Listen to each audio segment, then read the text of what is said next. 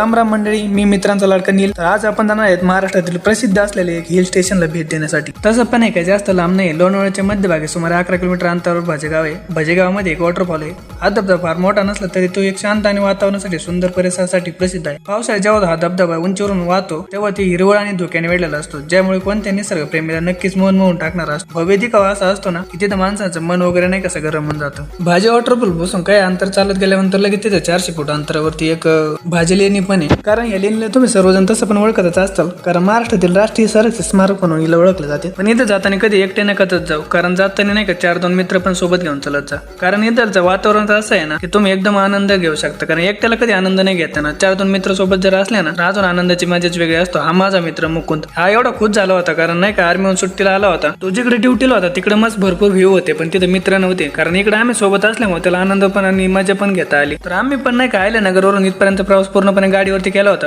जो थकवा आम्हाला गाडीवरती आला होता ना तो आमच्या चेहऱ्यावरून बघू शकता तुम्ही की किती आनंद झाला होता. तिथं येऊन थकवा वगैरे नाही का पूर्णपणे निघून गेलेला होता. कारण व्ह्यू आणि वातावरण असं बघितलं होतं ना जे आमच्याकडे कधी बघायलाच नव्हतं भेटत. एवढं भारी वरतून थोडंसं पाऊस वगैरे पडत होता आणि शांत होते चिमण्या पाखरांचा वगैरे आवाज वगैरे तिथे शांतपणे चाललेला होता. हा जर व्ह्यू बघायचा असेल ना तर थोडं चालत वरती यावं लागतं भाजल्यानीकडे, आणि इथून नाही का उंच ठिकाणी इथून पूर्णपणे नाही का खाल्लं डायरेक्ट मंदिर वगैरे एकदम स्पष्टपणे दिसतं. आणि तिकडे मला तर वाटतंय नाही का भात वगैरे लावलेला असेल, कारण इकडे पाऊस वगैरे जास्त पडतो नाही का. तर मला पण मित्रांनो वाटतं की नाही का तुम्ही पण थोडंफार फिरत वगैरे चला, कारण पैसे वगैरे सर्वांना कमवायचे आहे, पण हा वेळ आणि टाइम परत येणार नाही, त्याच्यामुळे थोडं फिरत पण चला नाही का. आयुष्याचं आज क्षण जो आहे तो उद्या परत आपल्याला बघायला भेटेल की नाही माहित नाही कोणालाच. वॉटरफॉल आणि लेणी बघून आम्ही नाही का परतीचा प्रवास चालू केला होता पुण्याकडे, आणि जाता मध्येच तिथं आपल्या शिरगाव मध्ये नाही का मिनी शिर्डी साईबाबाचं मंदिर आहे. सेम आपलं नाही का जे मेन शिर्डीचं साईबाबाचं मंदिर आहे ना सेम टू सेम तसंच इथं पण हे मंदिर आहे. तसेच या मंदिराला प्रति साईबाबा नावाने पण ओळखले जाते. हे मंदिर बांधण्यामागं पण एक कारण आहे, कारण 11 जून 2003 रोजी श्री प्रकाश केशवराव देवळे श्री साईबाबांच्या आशीर्वादाने केवळ 9 महिन्यामध्ये चमत्कारित्या हे पूर्ण बांधकाम त्यांनी केलेलं आहे. मंदिरामध्ये प्रवेश करण्याच्या पूर्वीच